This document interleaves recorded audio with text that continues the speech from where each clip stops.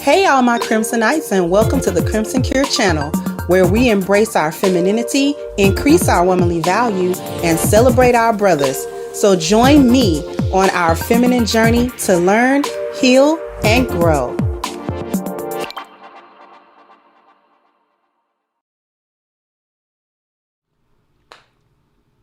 Hello everybody. We have got a serious breakdown over the next couple of days that is going to really open your eyes, and we're really going to, I'm not talking to you, Siri. Nobody's talking to you, Siri.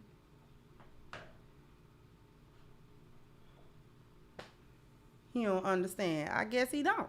Anyway.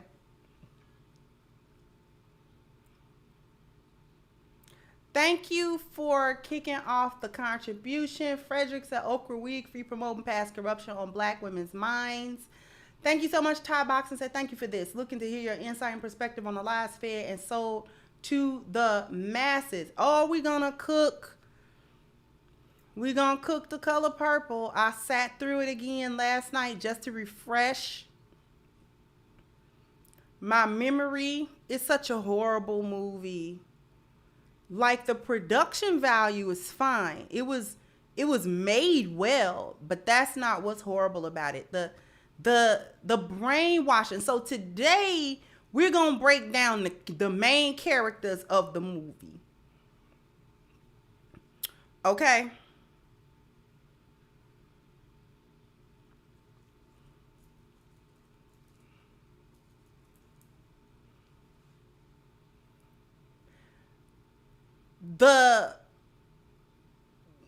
I want to say this is truly where the seeds of the gender war really came from.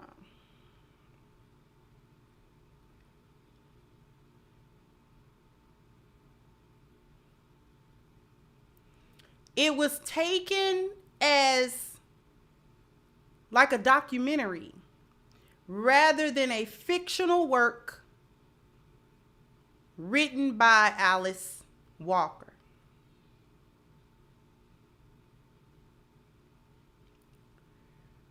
There were a few key names connected to the production of the original Color Purple movie. That was Oprah Winfrey, Steven Spielberg, and interestingly enough, as I watched the credits come on, a familiar name actually popped up in the production team, Kathleen Kennedy. I thought that was interesting. Quincy Jones was in charge of the music. I thought it was interesting to see Kathleen Kennedy's name. She's the one that's currently ruining Disney movies right now, particularly within the Star Wars realm. Thank you, Death Before Dishonest, for the hot comb on the grill, straightening. Yeah, thank you. Thank you.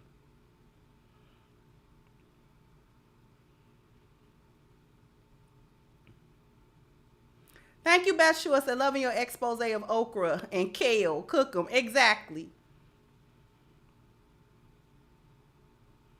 Okay. I need people to understand programming when we see it.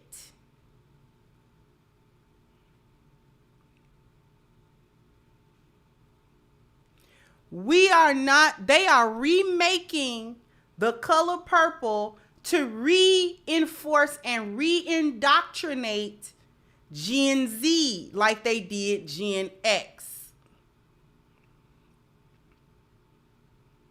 Okay? Color Purple was for the indoctrination of Gen X. It was our boomer mothers that was watching it, but we were young and impressionable. And even if we were too young to understand all of the nuances of the film, we understood it subconsciously. It affected us subconsciously, and we acted it out.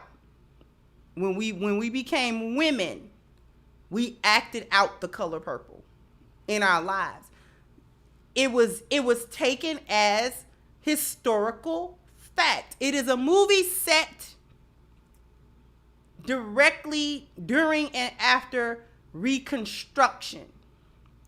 So it's a movie set in the time period between like 1905 and like 1940.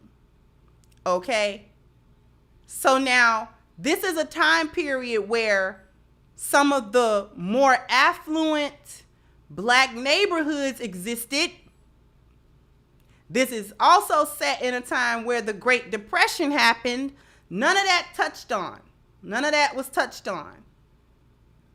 But yet we were supposed to take this movie as some type of historical, real, true to life depiction of black life after slavery. Thank you so much, Theo. Thank you so much, sweetheart.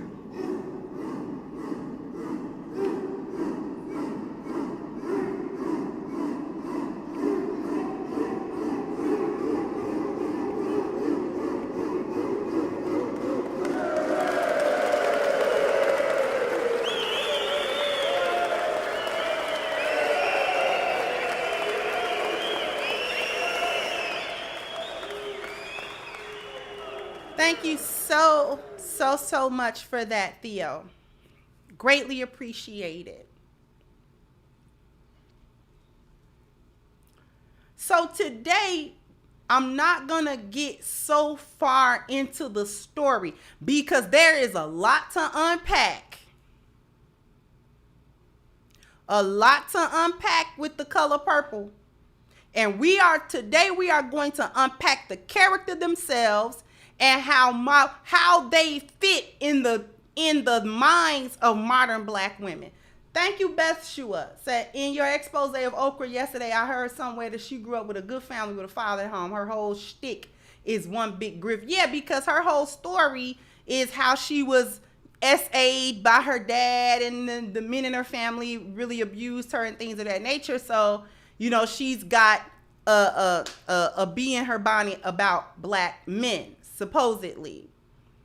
And it was always something about that story that just did not ring true to me. It seemed like her origin story. Like, don't nobody, you know what I mean?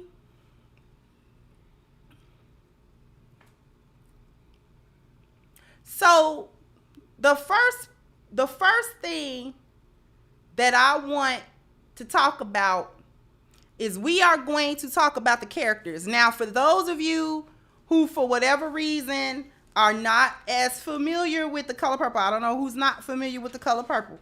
But if you are not, it is a drama that's supposed to be not even a coming of age, but like the story of. And it follows the main protagonist, Celie. Okay? Celie was portrayed by Whoopi Goldberg. Okay? A young Whoopi Goldberg. And Celie, thank you, Malika, said Color Purple, aka the Black Manchurian Candidate Indoctrination Program at its best. Yeah, exactly. Thank you, 39 Dina. Thank you so much. It's very MK Ultra. But anyway, Whoopi's character, Celie, who is the main protagonist in this story, is, believe it or not, the only lioness in this story.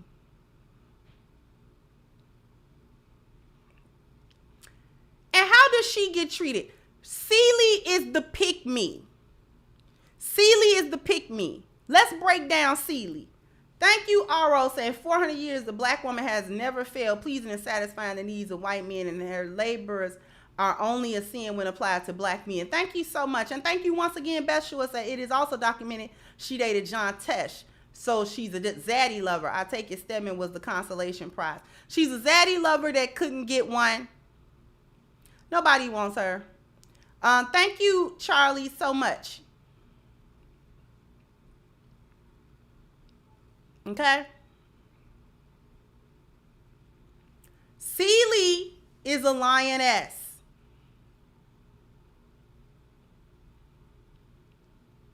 And she is undoubtedly the woman in this movie that gets the worst possible treatment. Nettie was a lioness as well. But since the movie does not focus primarily on Nettie, we're going to talk about Celie. Celie is the pick-me. Why is Celie a lioness? Celie was also she was the one that you didn't want to be. Celie was the one you didn't want to be. What was Celie? First of all, Celie was feminine. Celie was kind-hearted. Celie was obedient. Celie was submissive. Celie was loyal. Okay? All the qualities of a lioness. Celie had them. Okay? Celie was domestic. Celie cooked, cleaned. She raised children. She kept a home. She followed her husband. And we're going to talk about Mr. in a little bit. But what else was Celie? Celie was the ugly one. She was portrayed as the ugly one. Celie was ugly. Everybody in the movie called Celie ugly. Celie was the doormat. Celie was always getting abused. Her femininity, her submissiveness, her loyalty was always taken advantage of in a negative and undue manner. She's the one that rested in her femininity, and she paid for it dearly. The first person to take advantage of her was her father, which we found out it was her stepfather. She didn't know that. Thank you, Miss Bella.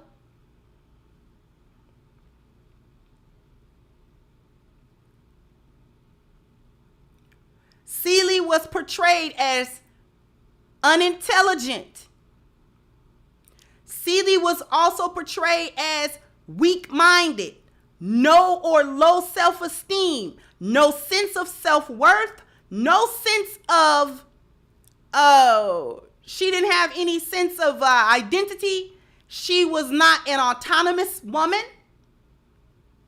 She was completely dependent on the men in her life that were treating her horribly since she was a little girl. Her stepfather was sexually involved with her. He impregnated her twice and took both of those children away from her. Okay?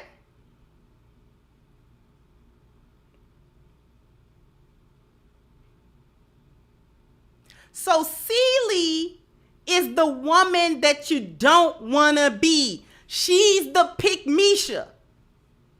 Celie is the pick-Misha. She's a sympathetic character in the movie, but subliminally, those characteristics became characteristics that black women completely avoided. Because if you become a Celie, if you embody any of those traits, her femininity, her submissiveness, it also comes along with her stupidity, her gullibleness, her naivete, her weakness, and her propensity to be abused at every turn. So her femininity was a bane on her existence. It did not help her. It hurt her. It hurt her. Everybody hurt her in one way or another. Didn't matter what kind of good woman she was. Celie was a good woman. That was her Achilles heel. She was a good woman. That's the problem. That was her problem. So now we've got a generation of women that completely avoid her, being her. You don't want to be her. You felt sorry for her, but you didn't want to be her.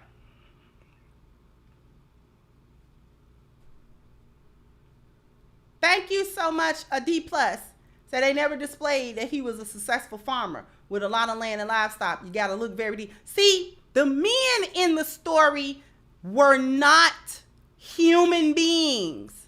See, we don't care why Mr. is Mr. We don't care why he's abusive. But we're going to get into that later.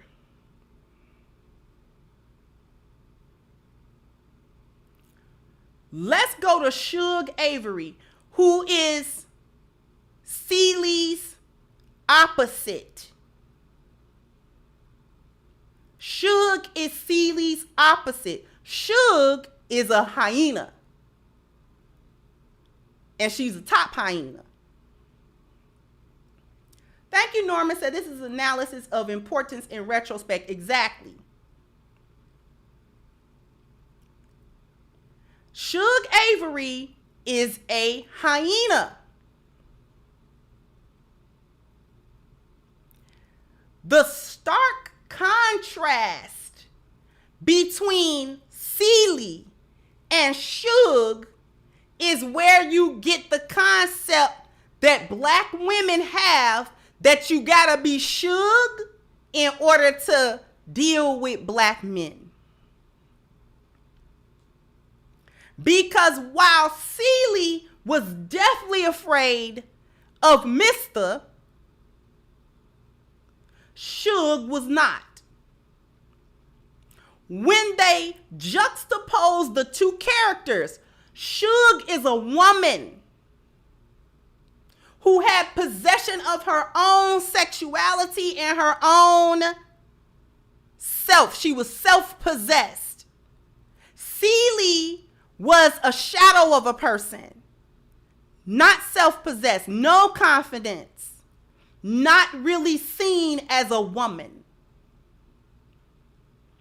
Then what you saw was the difference between Mr.'s treatment of Celie and his treatment of Shug.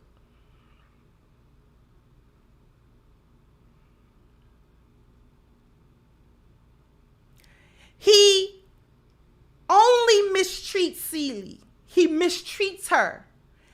There was never a moment of kindness between Mr. and Celie.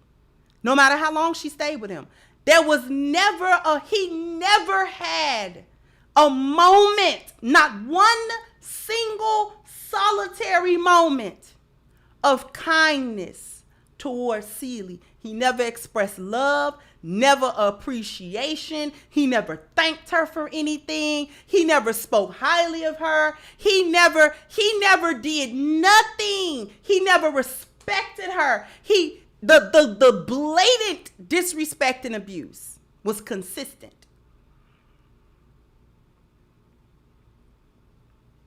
Thank you, DJ Chaos. Said peace and love, sister. Master equals Mr. Moving the golf post. Thank you so much for moving the goalpost.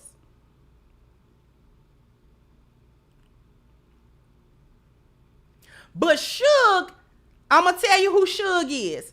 If Celie is the Pygmisha, Shug is the city girl prototype.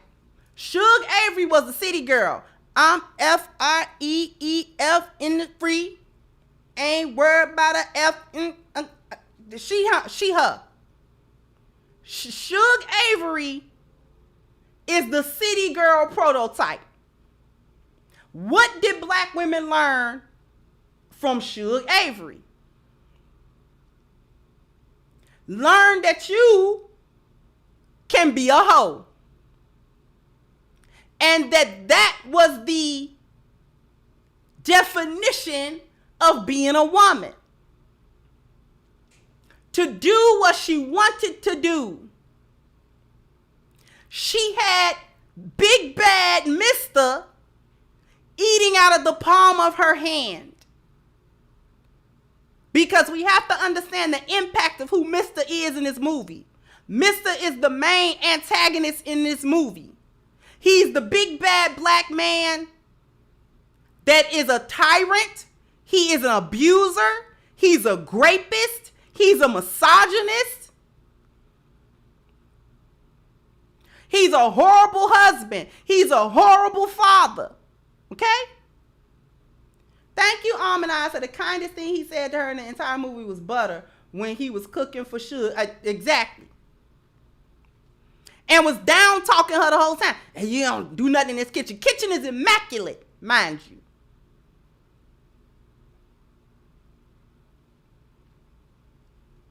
Okay? Suge has him eating out of the palm of her hand. You've not seen Mr. Simp until you've seen him deal with Suge. Every time Suge came around, he got flustered and, he was all over the place because he was in love with a woman that did not belong to him.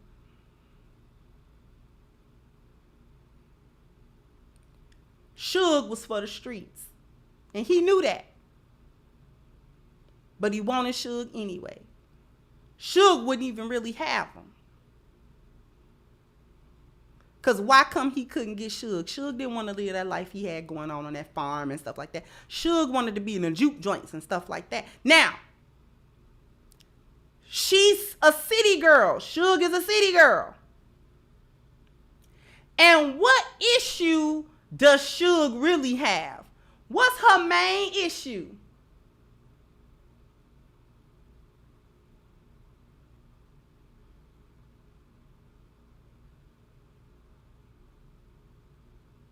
Suge's main issue, like most city girls, is she had daddy issues.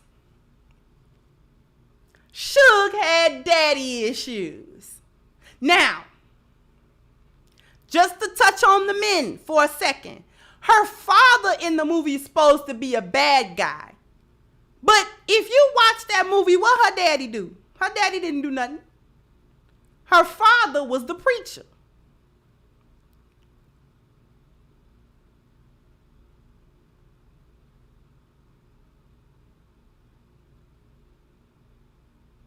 He didn't do nothing to her. What was he doing to her? He did not approve of her lifestyle. He had standards for his daughter. He had raised her in the church. And Suge got grown and became a whore. And he did not approve of her being a city girl. He had raised a church girl. And she didn't want to follow her father's leadership. Somehow that made him a bad guy because he did not approve of the foolishness. He didn't mistreat her. He ignored her. What they don't focus on was how much that hurt him. They focused on how much it hurt her. Because she stopped by the church to talk to him and he turned his back. And they only gave you a glimpse of the look on his face. That's his blood talking to him that he's got his back to. He loves Suge with all his heart, which is why he disapproved of her.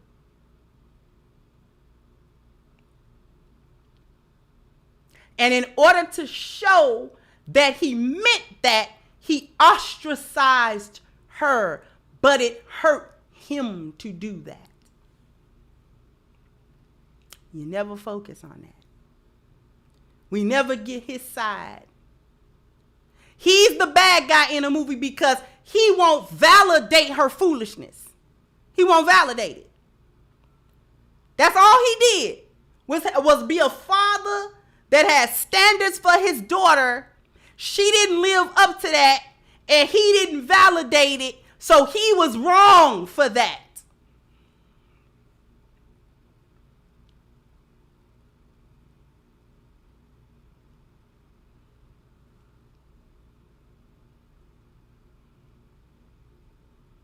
Okay?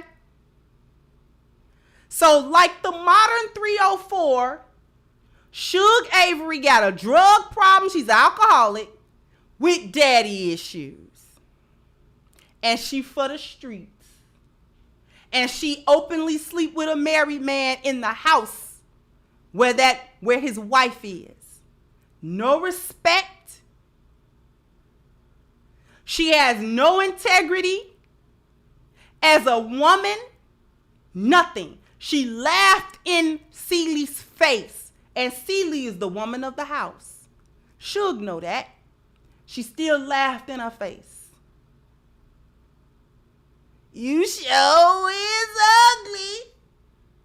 Continued to ridicule Celie as she slept with her husband in Celie's home. And Suge's supposed to be on a redemption arc. We supposed to like Suge Avery. But this is where, see, Suge in the modern day, that's who these women want to be. Because when you put Suge next to Celie, who do you want to be? Nobody was whooping on Suge. Wasn't no man whooping on her. Wasn't nobody abusing Suge. Suge did what she wanted to do, when she wanted to do it, and by the end of the movie, the women wanted to follow her footsteps.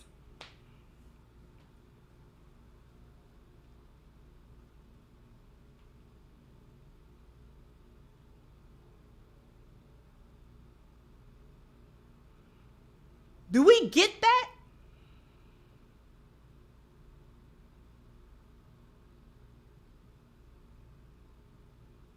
What else was going on with Suge?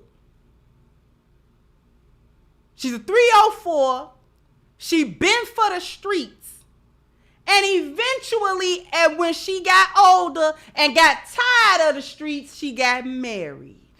Some simp came along and married Suge. After all that, she brought the man back to her side dude house. Do you understand what the dynamics? Brought her husband to Mr's home. Him and that man was laughing over how they had both had her.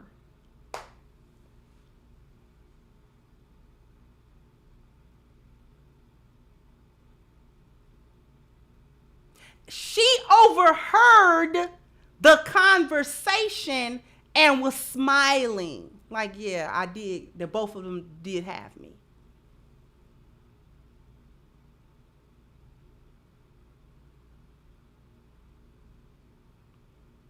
When she finally took to Celie, the only way that Suge is able to express her liking for somebody is what? What's the only way Suge can express when she likes somebody? Thank you, Eric. Said, preach, sister, preach. Are we breaking it down today? What's the only way she could do that? She has sex with him. Because like a modern 304, she doesn't understand love without sex. So she has sex with Celie to show her that she likes her now.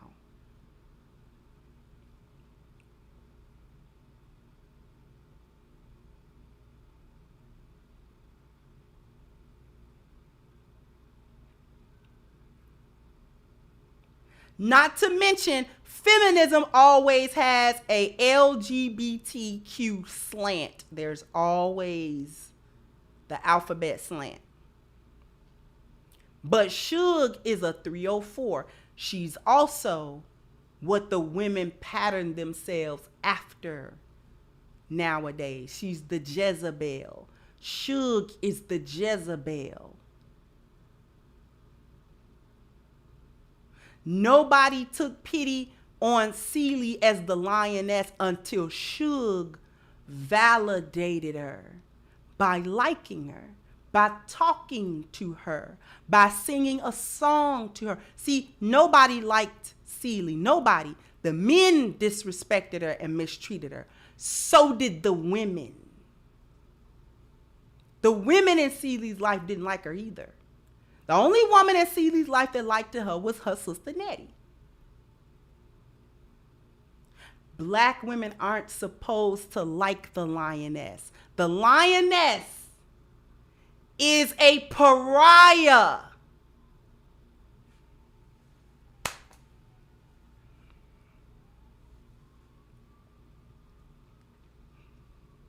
Nobody likes the lioness. The women in the juke joint was snubbing Celie until Suge validated her, because that is who they were looking up to. That was the woman that all the women wanted to be, because that was the woman that all the men wanted, but they couldn't differentiate it because Suge was for the streets. They thought men's sexual validation was his validation of her as a woman. That's the same issue that modern women got right now. They can't tell the difference between a man's sexual validation and his relationship validation. They think it's one and the same. Y'all don't hear me today. Y'all don't hear me today. Thank you, Mrs. S. that came back on a good topic, taking notes. Thank you so much. Thank you, sweetheart.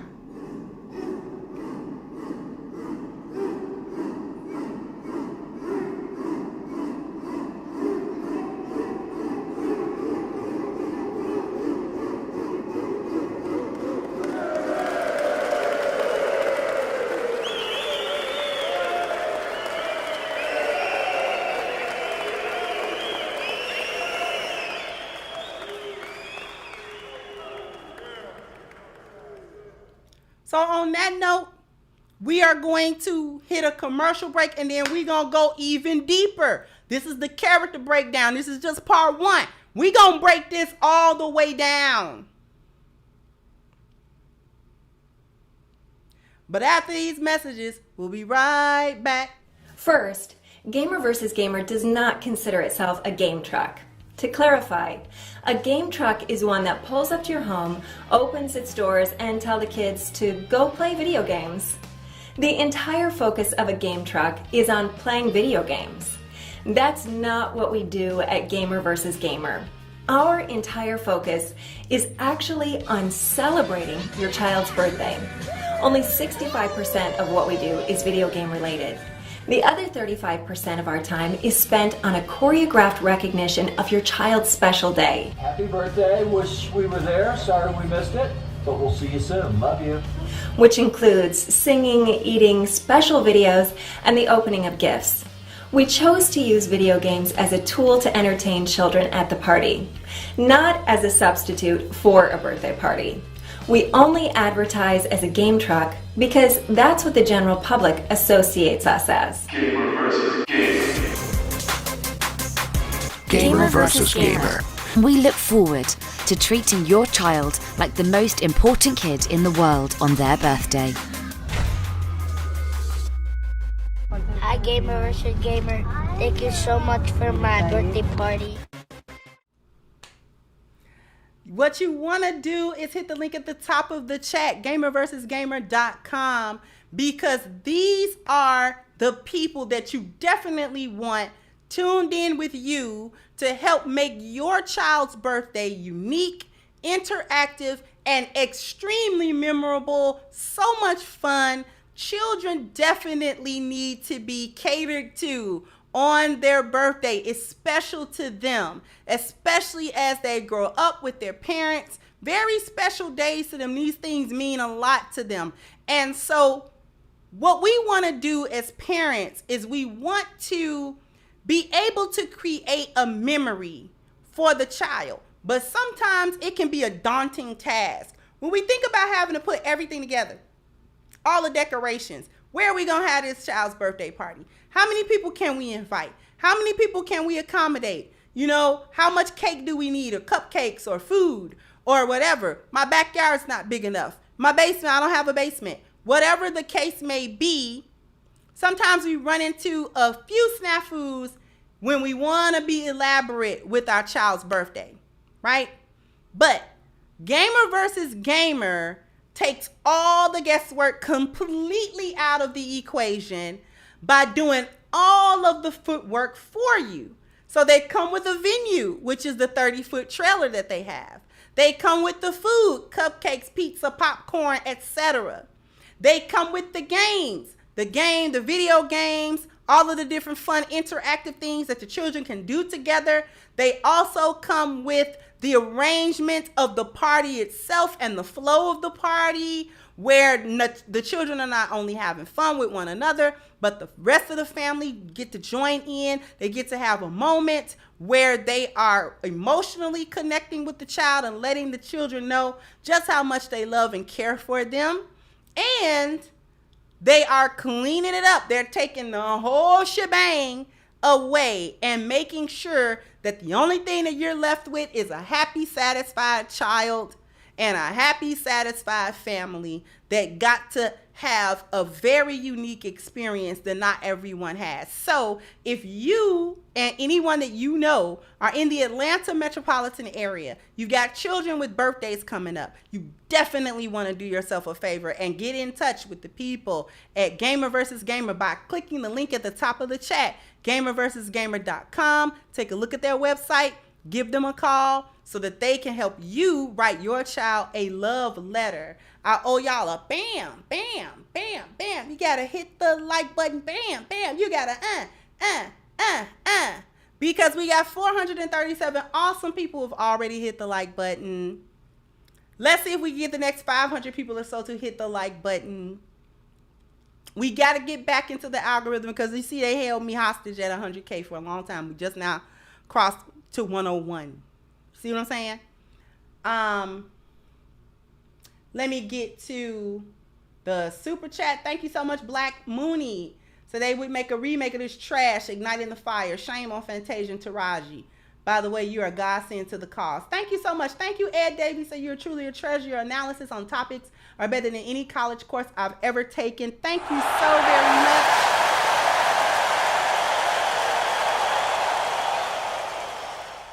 Thank you so much, Miss Veronica, for your contribution as well. Beloved, thank you so much. So we're going to get back to this cook of The Color Purple. Okay? So we dissected who Celie was and who Suge was. Now, Suge is a hyena, Celie's the lioness. They did something that don't happen in real life. They created a bond between a lioness and a hyena. You know how they did that? You know how they did that? Put a 1 in the chat if you want to know how they did that.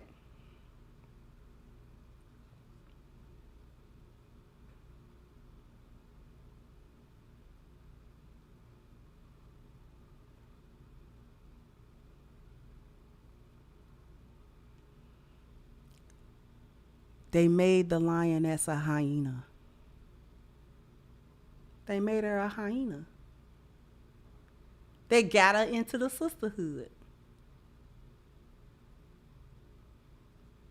She died, or they didn't go into her dying, but she didn't remarry, according to the movie.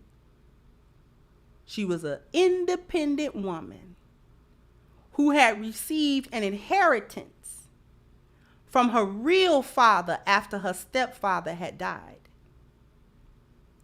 So the home that she grew up in and the land surrounding that home actually was hers because that was not her real father. That was Nettie's dad. But that wasn't her daddy. And her biological father had passed away, and he had left her mother that land. But her mother left it to her legally. So she got a little money.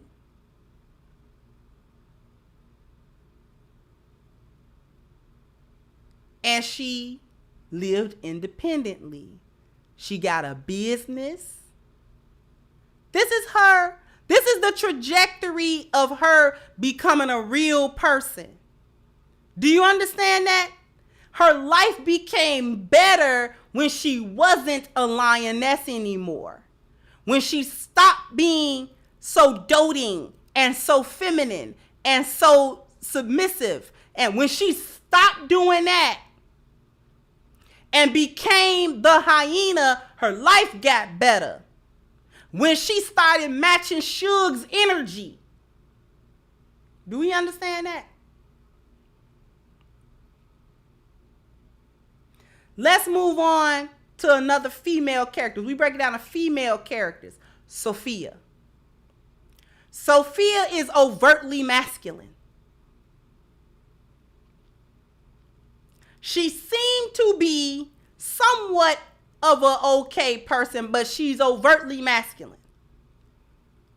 She's loud. She's fat. She's argumentative. She's domineering. And she's masculine. She's the mammy.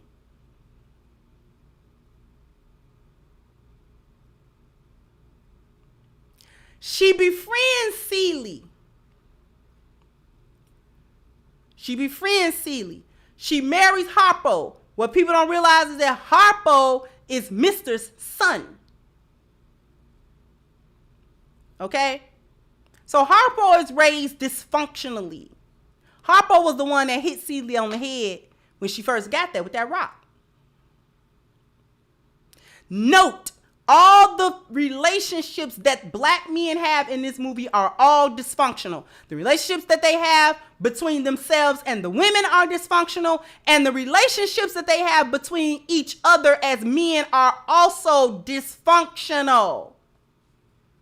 The relationship that is implied between Mr. and Mr.'s father is dysfunctional. We get that his father abused him because Mr. turns into a little boy around his father.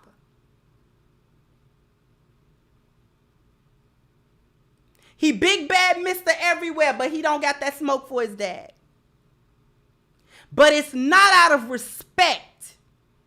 It's out of fear because his father obviously is insinuated that his father was even more of a tyrant than Mr. is because that's where Mr. gets it. However, in the portrayal of this movie, black men do not have a backstory. They are not characters to be looked into in depth. Celie has a backstory. Suge has a backstory. Sophia has a backstory. You understand that? Nettie got a backstory.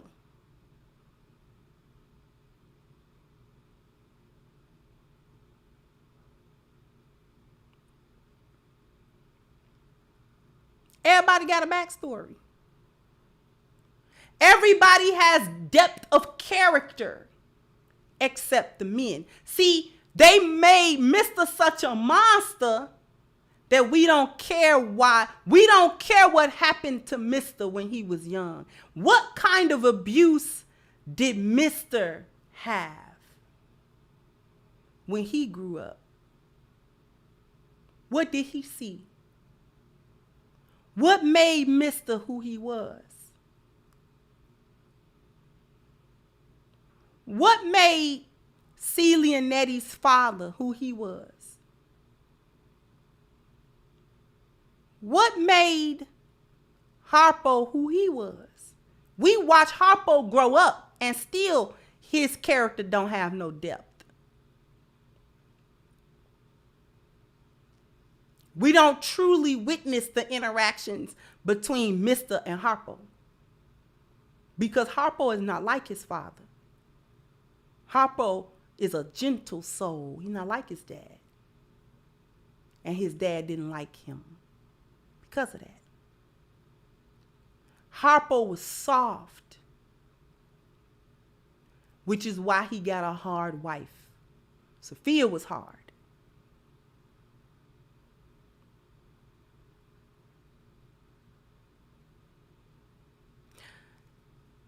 Now, Sophia is strong-willed. But she takes a liking to Celie, and she, from what we're portrayed, she loved Harpo. Harpo asked his father what he should do with Sophia. And his father told him to beat her. How else is she gonna mind? Because women are like children. He literally said that. A woman is like a child. So how else do you expect her to mind if you don't give her a sound beating?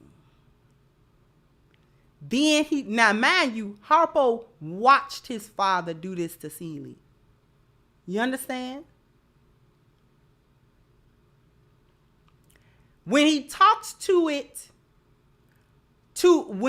about it to Celie, Celie said beat her. But that's the trauma talking. Now, when they got into that fight, Sophia came to Celie and said, you told Harpo to beat me. Now, she ain't the only one that told Harpo to beat her. And Harpo grew up watching the beating. So that actually came from the daddy, not Celie.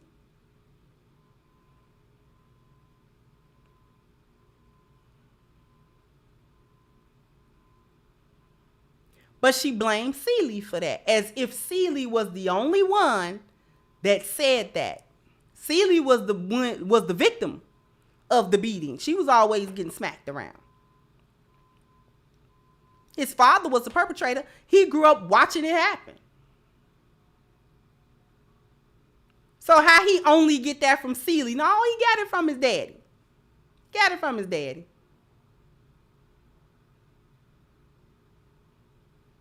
He got it from his father. So after he fights Sophia, because that was a fight. He didn't beat on Sophia. That was a fight. Because Sophia fights. Right? The conversation that she has with Celie is very telling. Who remembers that conversation? You told Harpo to beat me. And Celie's like, So Sophia goes on to tell about why that's problematic for her. I grew up, all my life I has to fight. That's where that come from. All my life I has to fight. I fought my father. I fought my brothers. I fought my uncles. Then she says a very key sentence. A girl child ain't safe in a house full of men.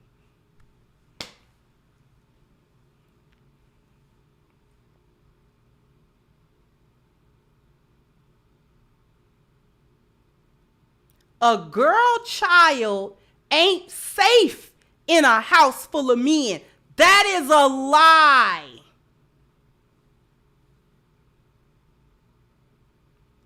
But what did we learn? That black men don't protect. The biggest problem that every black woman in that movie had came from black men. Not white men.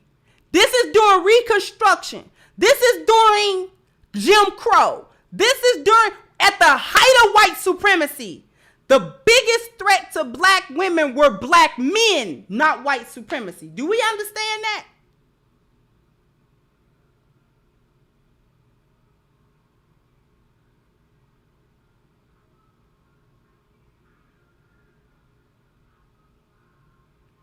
The safest place, generally speaking, in a house full of men if for a girl is a house full of men, her brothers and her daddy was always protecting her. To the point where she would get mad because she can't do nothing. Because her brothers and her daddy is all over it. She can't have a boyfriend. She can't talk to nobody. She can't go nowhere. She can't wear this. She can't do that. She can't. Because the men in her family are overprotective. They're overprotective. Thank you, Lucky Lefty. Said, blessings from Mississippi. Enjoy how you breaking this down. Thank you so much.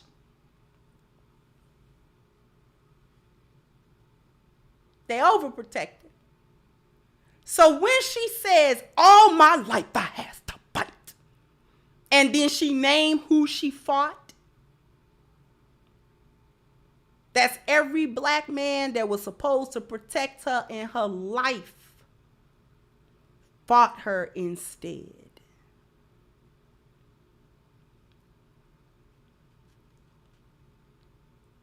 That's what we get out of that. That there are no black men. See, here's the problem with the trope. All the black men in the movie were providers. Mr. was a great provider. Mr. actually had a few dollars. If you took a look around, Mr. had a farm. He had chickens. He had goats. He had land. He had a garden. He grew food. He grew fruit. They didn't want for nothing on that land, and he owned that house and he owned that land. The wonderful provider. That wasn't Ceely's problem. They were not poor. They actually weren't poor. He had horses. The black men were building. They had things. Even Ceely's dad. You understand that? Suge's husband was portrayed as having some money. They rolled up in a nice car.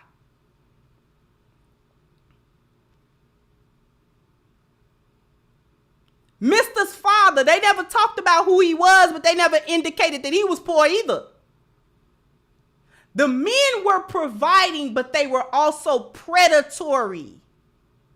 So the provision was canceled out by the predatory nature of the men.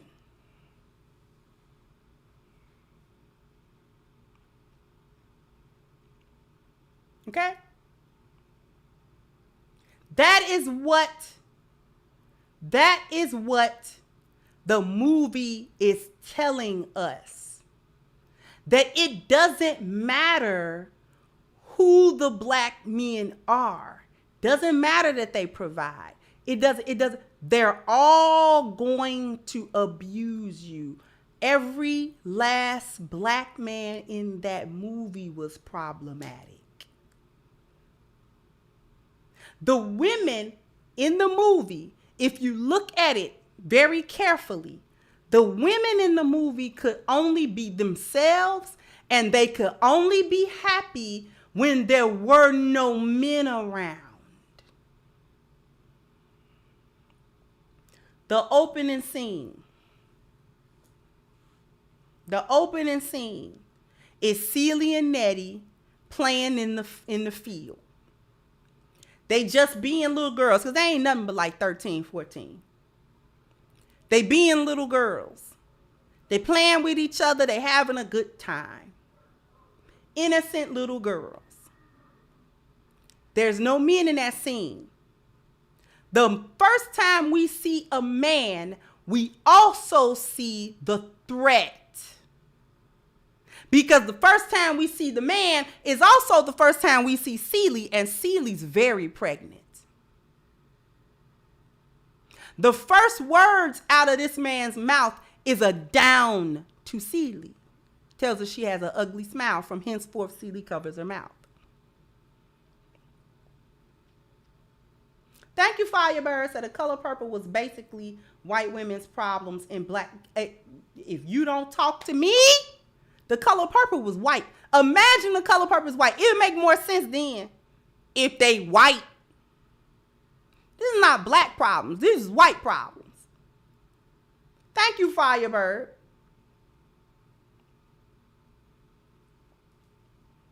I gotta do it myself. I ain't got no mods. Come on now, mods. I got mods.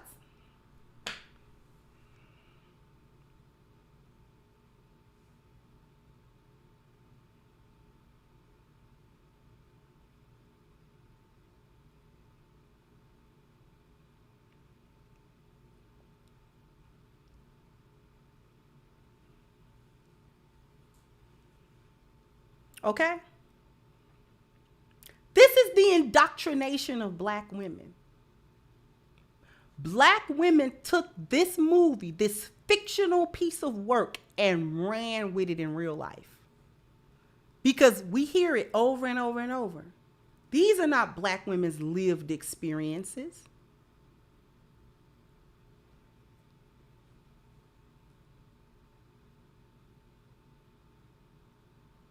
This is a narrative given to them, not something that they all experienced.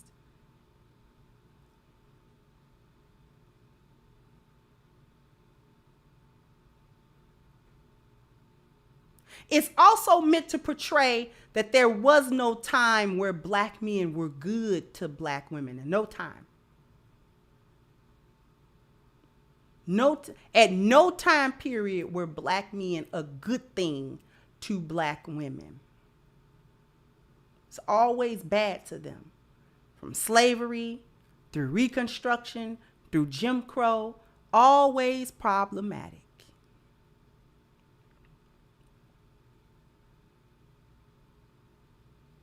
Every problem that black women had came from black men, according to this movie. Every time she ran into misogyny, it was from a black man. Every time she was abused, it was from a black man. Every time that she was talked down on, it was from a black man. Every time she was disrespected, it was from a black man.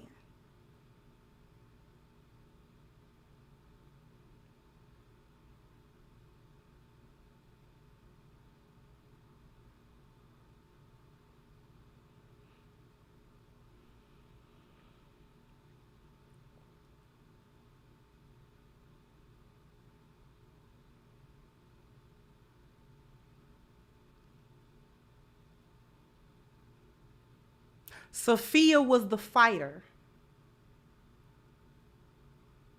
She didn't run into a problem. She fought everybody. Sophia fought men and women alike. You ain't nothing but a big old heifer.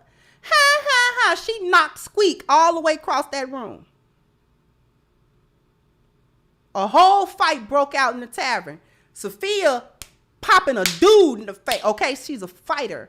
Nobody had a problem with Sophia being a fighter until she popped that white man.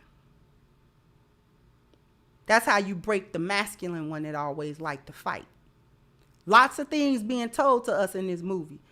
No problem with her fighting on black women and black men. Sophia fight everybody. She pull you, she punch you in the face. She fight too. Sophia had them hands. Sophia had hands. You didn't want no part of that. You really didn't want that smoke with her.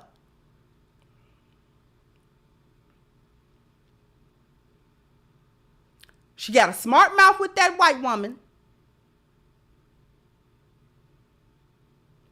And then when that white man came over there and she hit him, that's when they broke her. See, it took the system to break her. It took white men.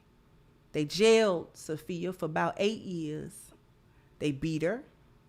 When she came out of that jail, one of her eyes was damaged and she was limping. And they made her be that woman's slave anyway, her maid, her slave. She had to be that woman's slave anyway. That's how they broke her, make her serve Miss Ann. They broke Sophia. But white people had to break Sophia. She didn't get into trouble till she brought that foolishness to white folk. See, all around the house when she fighting on Harpo, nobody called the police. Nobody cared. Nobody cared she was fighting all in the juke joint. Nobody cared that Sophia was doing all of that until she hit that white man. See, Zaddy don't play with you. He don't care what you're doing. You're not gonna bring that foolishness to where he at.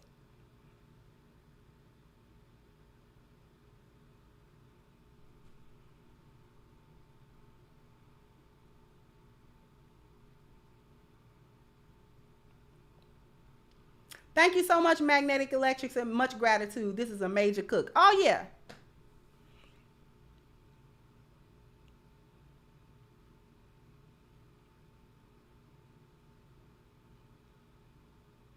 Broke her down. Broke Sophia all the way down. Sophia was broken after that.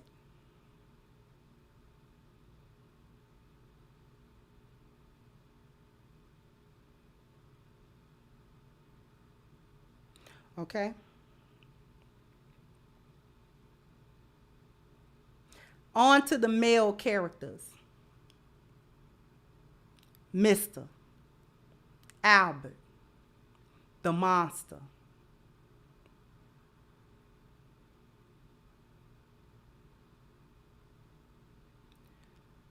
The bad guy. Mr. didn't have a single redeeming quality in his bones. He was a woman beater. He was a cheater. He was a misogynist. He was a womanizer.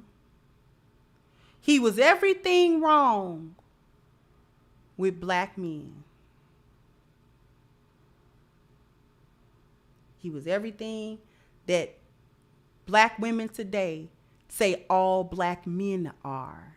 This is why they talk about lionesses and pygmishas like that. This is why they always equate the lioness and her obedience, her submissiveness, her femininity, because that's Celie. What happened to Celie? Celie got cheated on. Celie got beaten on. Celie got disrespected. Celie got talked about. Celie got abused. Okay? This is why black women will tell you she ain't gonna submit. Because what's in the back of her mind? If she submit, then the man is Mr. A whole generation of women was indoctrinated with this mindset, y'all. Propaganda. All black men are like that. All of them. Every last one of them. There is no black man that does not at least have the potential to do it. Do we understand? She'll never rest in her femininity because her femininity in the mindset of black women is a no-no because you don't want to be Celie. That's who you don't want to be. You rather be Suge than be Celie. You cannot be Celie. Can't be Celie.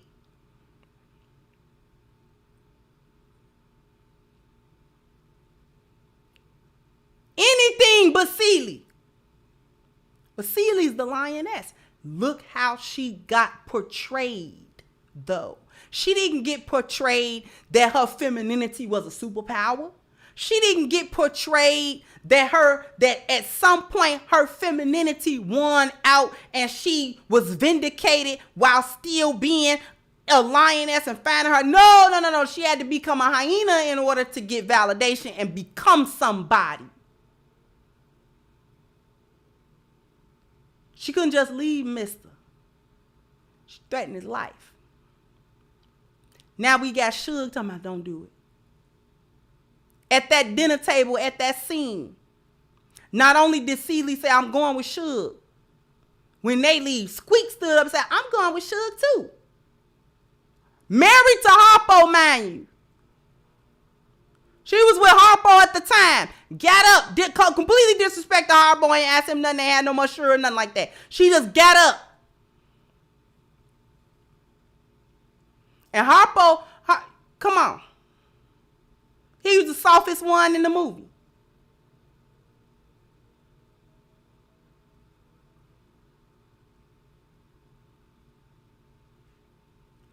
So by the end of the movie, the women were following Suge like the Pied Piper. At that same scene, Sophia comes to life. And that's the famous line that the father said, the dead has arisen. Because Sophia actually starts talking more. She becomes involved. She don't do it. He ain't worth it. He's not worth doing that. Don't do like I did.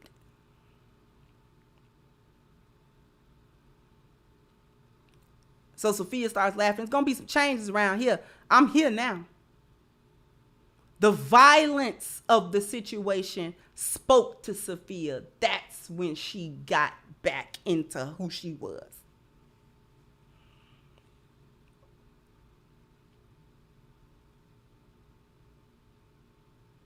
That's where she got her power. None of the women got their power from being feminine. That was portrayed as a weakness. That was Celia's whole problem. Celia's whole problem is that she was feminine. See, all Celia's problems came from being demure, being obedient, being soft, being caring, being a good wife, being a good mom, being a caring soul, being gentle. All of Celia's problems came from those traits. All of them.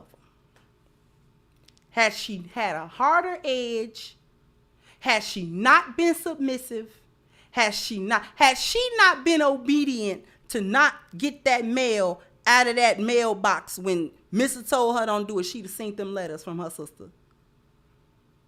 But she was obedient.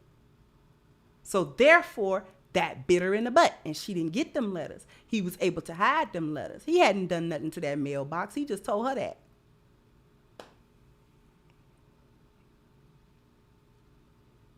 And because she was obedient, and this is why black women don't like that, because her obedience didn't come from just being submissive to a good man. It was born out of fear.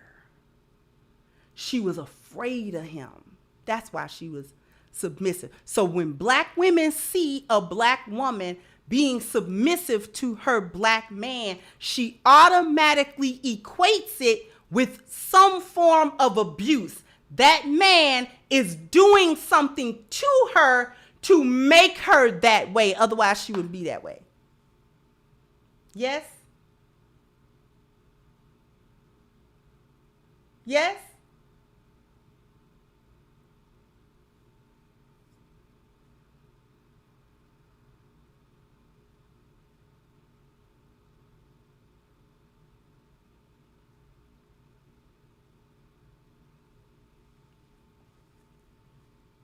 So when black women see submissive black women, when they are submitting to their husbands, black women always say, or they always think, he's doing something to her.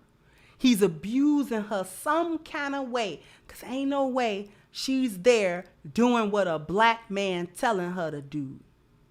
He got to be beating on her, threatening her, controlling her some type of way. He doing something. There's no way he being a good man because was Mr. a good man? No. Mr. wasn't no good man. Mr. did one thing in that movie that was halfway good, and that was paying for his Nettie to come back to America. Because he had done got them naturalization papers and them immigration papers. And he went and got that money because Mr. had money and paid so Nettie and Celia's kids can come to America. Thank you, Jay Greer. So, okay, we get a full course today. Cook on, sis. Thank you. Thank you, Stardust, and hence why they try to falsely equivocate menial housework to slavery. Exactly.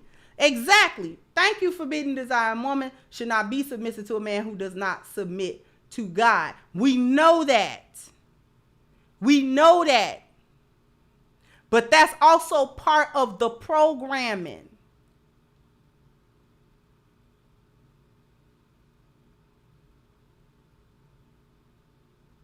That's why submission and abuse are tied together in the minds of black women. He got to be beat on her. Gotta be.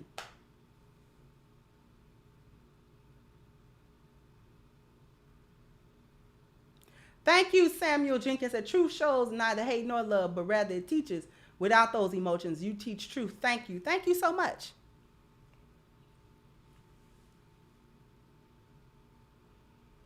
So a submissive woman has got to be submissive only in the face and only in the presence of some form of abuse, be that physical, mental, emotional, or psychological. Okay?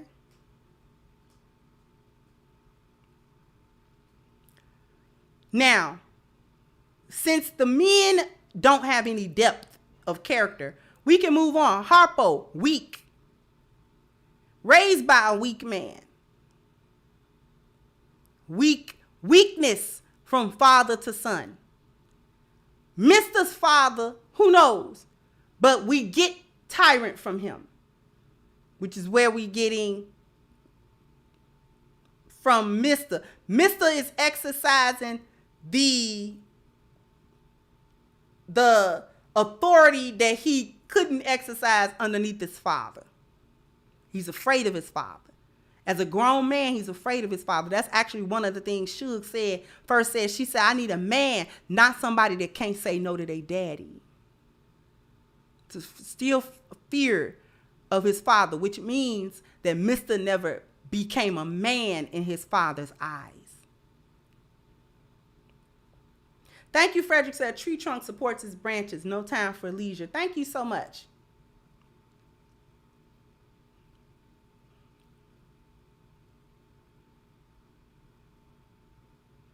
So, like I said before, the men in the story, their relationship with one another is also dysfunctional. Not only are they having dysfunction between themselves and all the women in the story, you don't see male bonding. The men don't bond properly in this movie. You don't see healthy male relationship. You see unhealthy, dysfunctional relationships that don't manifest very well between men that have a problem with communication. They don't have very good leadership. These men don't have very good systems, order, and structures. They hateful, tyrannical men. All of them. As soft as Harpo was, they had him fighting on Sophia until Sophia left him. Thank you, Cam from TMR Radio. Said, by our sister, the logic is the men can't be handling his business, so she trusts in his leadership. Now he has to be abusive, mistreating her. Exactly.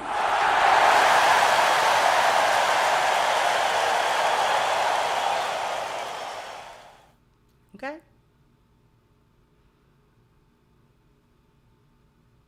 Celie's father, abusive. Not a kind bone in his body. Takes that girl's children. First he impregnates her with them. Then he takes them from her. Sells them. Because he doesn't want the evidence running around. Doesn't care how that affects Celie. He didn't mind graping her because that wasn't even his daughter. So he didn't mind graping her.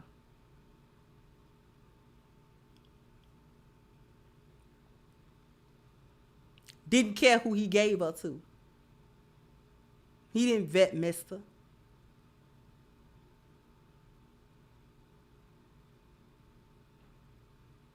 Lawrence Fishburne was silent throughout the movie. He barely said a word or two.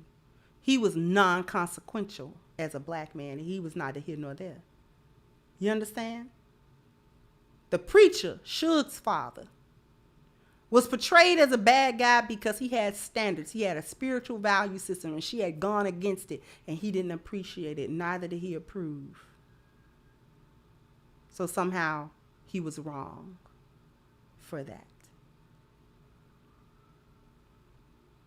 We got to feel sorry for Suge because she want to be for the streets, and her daddy don't like that. So he's got to be the bad guy. Every man in the movie, the bad guy.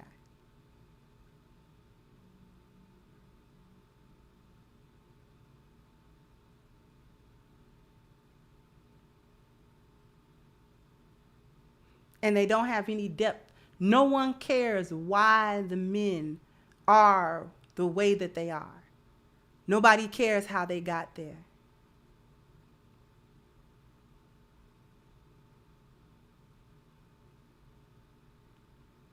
Nobody cares about these men's upbringing, where they get the mindset from.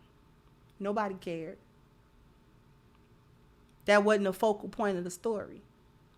They was all problematic, and that's all that we needed to know. They were all abusive, and that's all that we needed to know. They all hated women, and that's all that we needed to know. They were all predatory on the women in their lives, and that's all that we needed to know. They all failed to protect those women, and that's all we needed to know. They failed to love those women, and that's all we needed to know. They failed to take care of them. They existed only to be problems to these women, trouble to the women.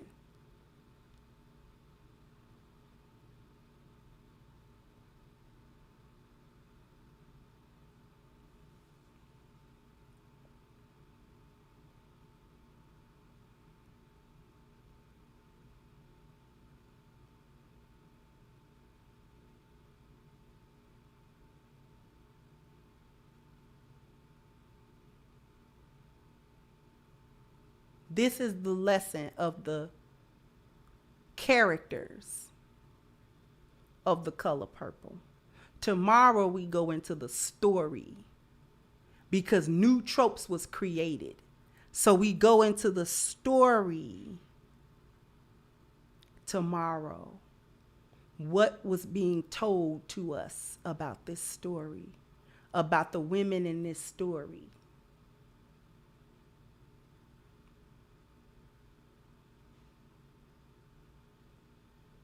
And how black women took it and ran.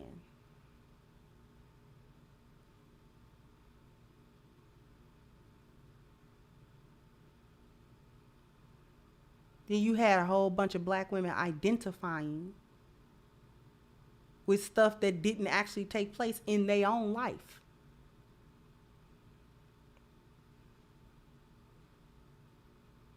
This is where you get all of this rhetoric from.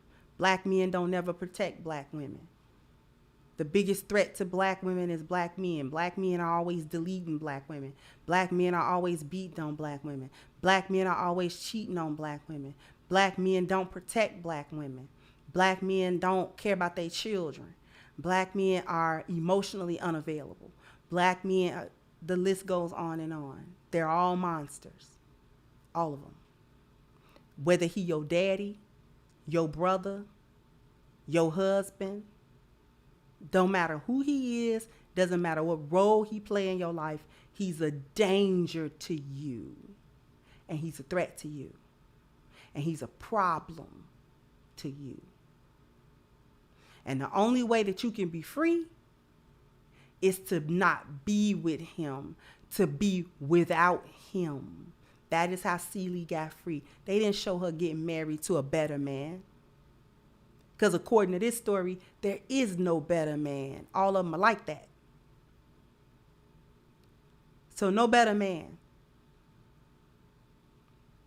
She wanted Suge by the end of it. You could just flip on to another woman.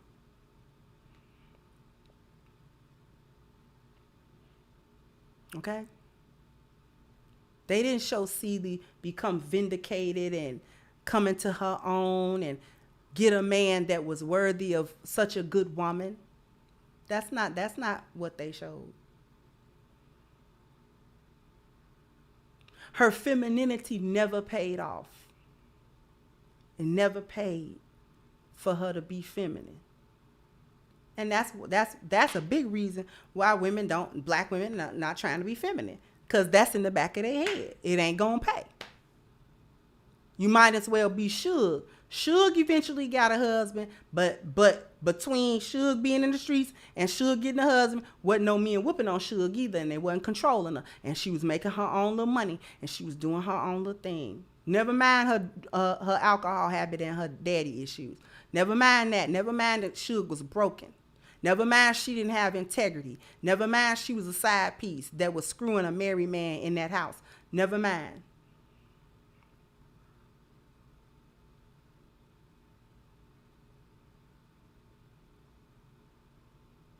Thank you, Legacy of Abraham.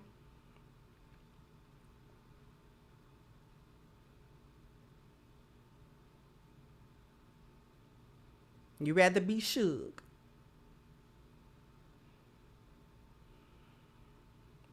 That's the damage that the whore can get the husband, a good one with money. That's why whores think they can get good husbands with money after they done been a hoe.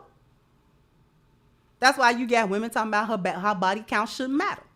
Because she thinking about Suge, the first city girl.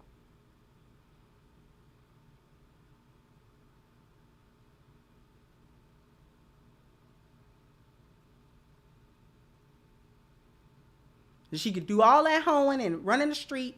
And then when she get ready to stop doing all that and want to be taken care of like a regular woman, she could just go find a simp with some money that'll love the ground she walk on and take care of her. Boom.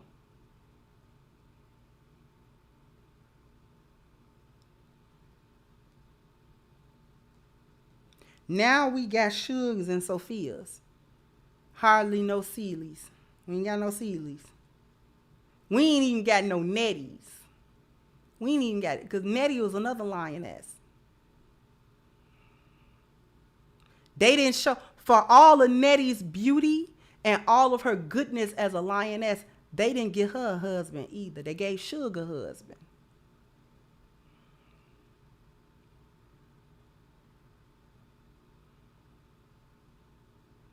They gave Celia a rotten husband.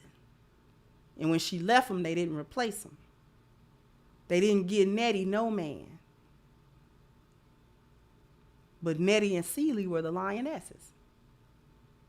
They should have been rewarded with good husbands, but they wasn't. Where was Nettie's husband? She didn't even get her African. She was over there for many, many years. They didn't get her no husband. Her femininity didn't pay off either. It didn't pay for Nettie to be a lioness. It didn't pay for her to be virtuous. It didn't pay for her to be a good woman. It didn't pay. It did not pay off. Femininity did not pay off in that movie. For no woman that was feminine. Femininity didn't even pay off for Squeak because Harpo got back with Sophia. Where was Squeak's man?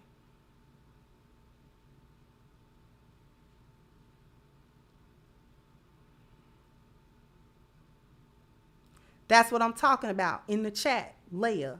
Why would you want black women to be like Celie, abused? I didn't say I wanted black women to be abused. I want them to be feminine.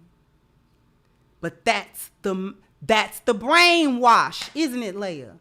That a feminine black woman gotta be an abused black woman. She can't be feminine and not be abused. She can't be feminine and soft and a good wife and a good mother. She can't be that unless she getting popped in her mouth every other day.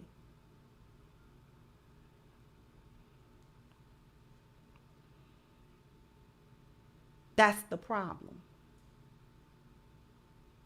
That's the brainwash. That a black woman cannot be feminine unless she's getting beaten. She got to be getting abused for that to happen. She can't do that in the presence of a good man. She can't do that in a loving relationship. She can't do that because they didn't show a loving relationship. They didn't show a submissive woman with a good man. They showed a submissive woman with an abuser. And they showed a non-submissive woman with a good man. So what did black women take from that? Don't be silly. Don't be feminine. Don't be submissive. Don't do that because a man is going to abuse you if you do. A whole work of fiction. And black women took it for truth. And lived by it. They lived by it.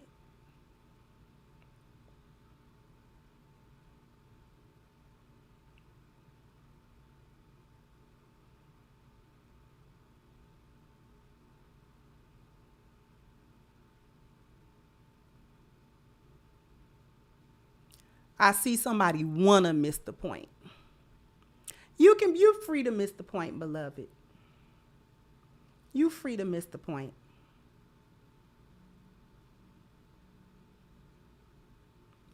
Because I said it before. All of Celie's problems came from her being feminine. And that's what black women think. All they problems come from them being feminine. That's why they don't be feminine. That's why they don't do it. Because they associate femininity with weakness. She's weak. A feminine woman is weak to black women. That's why she don't do it. Because if they see a black woman being feminine, she's automatically stupid. And some man is automatically whooping on her head. And she automatically don't have a brain of her own. She doesn't have a mind of her own. She doesn't have any self-esteem. She's probably ugly. And that's why they call her names. Pygmishas and other derogatory names. Because a feminine black woman is problematic.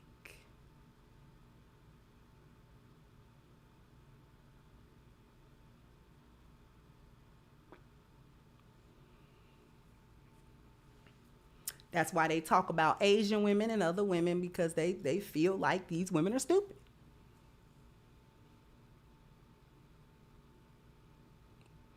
So when black women talk about being submissive, automatically we got to be trying to tell black women to be somewhere where some man is whooping on you and treating you horrible. I never said that. I've never said that. I've never said that. I've never said that, ever. I've never even implied it. That a woman should be somewhere, you know what I'm saying, being submissive, and the dude, whenever he get ready to pop her. I never said that.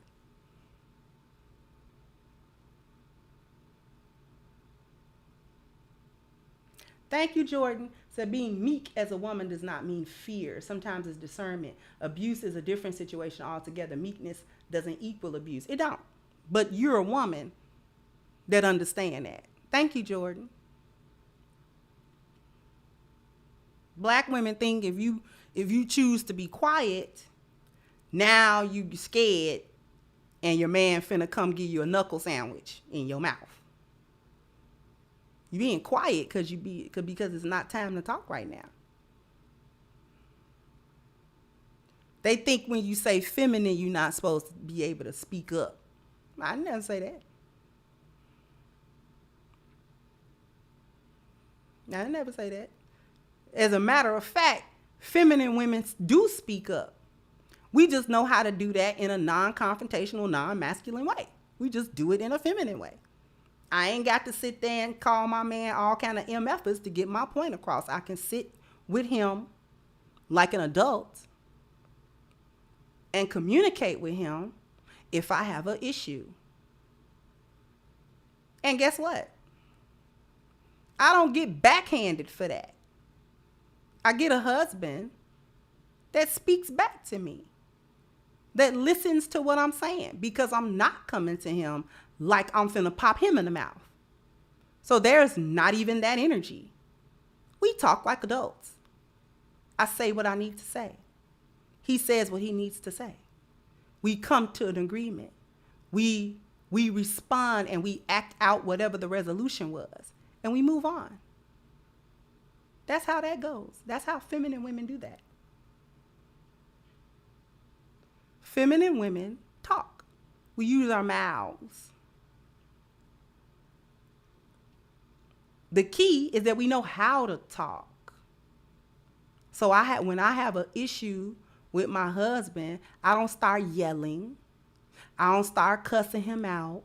I don't start disrespecting him. I don't start saying whatever. I talk to him like he's a human being. Like kind of how I want him to talk to me. Like a human. Because I like respect. I like getting respect, so I like giving it.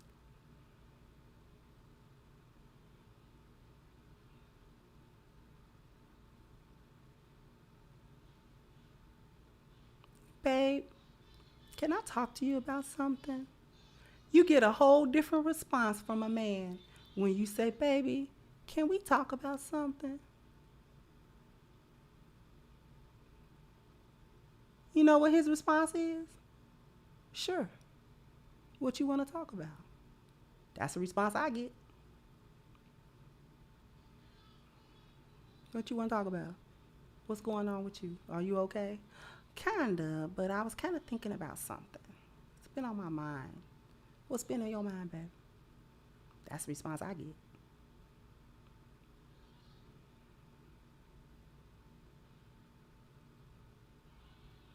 Because I'm grown. I'm not a 4-year-old, so I don't have to throw a tantrum. I just talk. Because I have words. And I use my inside voice.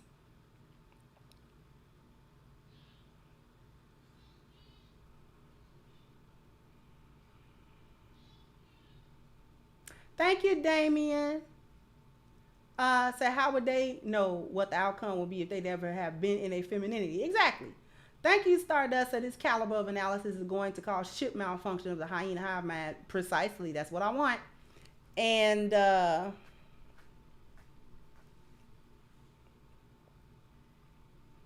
thank you, Miss Love C. So you clearly speak to a maggle ruining a lioness. Yeah. That's why we can't be with maggles, because they will trample all over a lioness.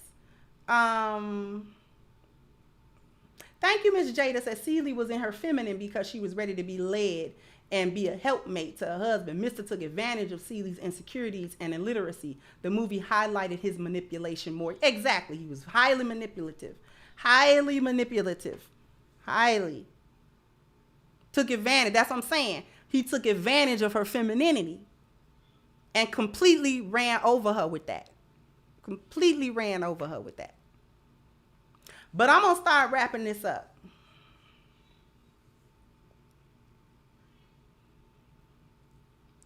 Okay? I'm going to start wrapping this up. And let Layla live.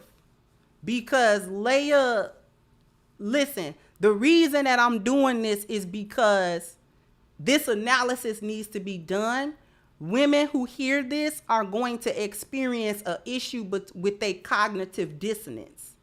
They've believed something so long that me coming with this analysis challenges everything that they've ever been taught to believe about black men and black women and their relationships and how these relationships dynamics go. So expect a lot of layers. I don't even blame her. Expect a lot of layers. She's going through cognitive dissonance. She's going to have to either amend that or go back to her programming. She only going to do one of the two. It's easier to go back to the programming than to resolve the cognitive dissonance that I'm creating right now. I'm highlighting it. So she's going to have a problem. She's going to argue it back. She has to. Her sanity depends on it. Thank you, Antonio said, come on, fellas. She's speaking the message that need to be spoke. Y'all charge her up. Thank you so much.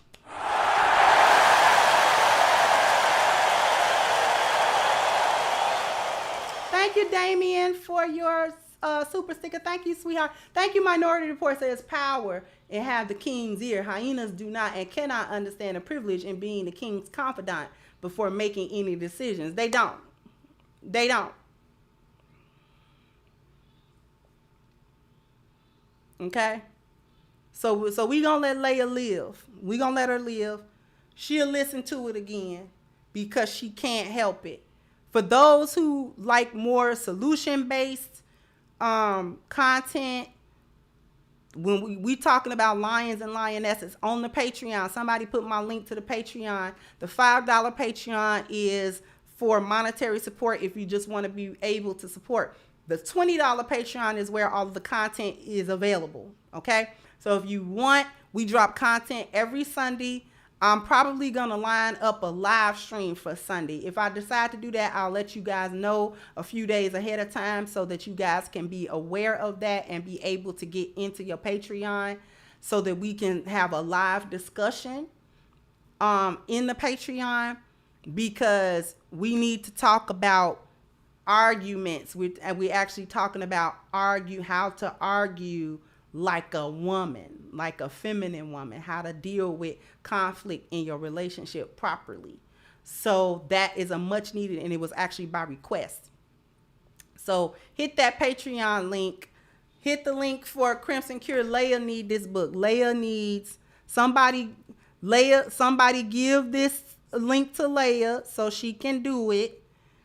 You need Reclaiming the Black Feminine, The Lies of Feminism and the Road to Recovery, because it's got solutions in here about how we can supposed to switch our value system and what's been going on with feminism and how it has led us astray as a group of women. So crimsoncure.com to get your physical copy. If you need a digital copy, that link is also in the description box, and it is on Amazon as well. With that being said, I want to thank everyone for their contribution. Very generous. Very generous. Okay. Let's see if we have any cash apps. Sometimes we have the cash apps.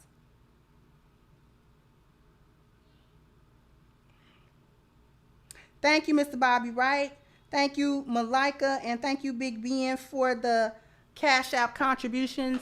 Definitely appreciate. With that being said, listen, jump down in the comment section. Let me know what you think. Part 2 is tomorrow. We're going to break down more of the story tomorrow. Okay, how this brainwashing is going on. So jump down in the comment section. Let me know what you think. Like, share, subscribe to the channel if you have not. Once again, I'm your host, The Crimson Cure, and this was my perspective. Bye-bye, Crimsonites.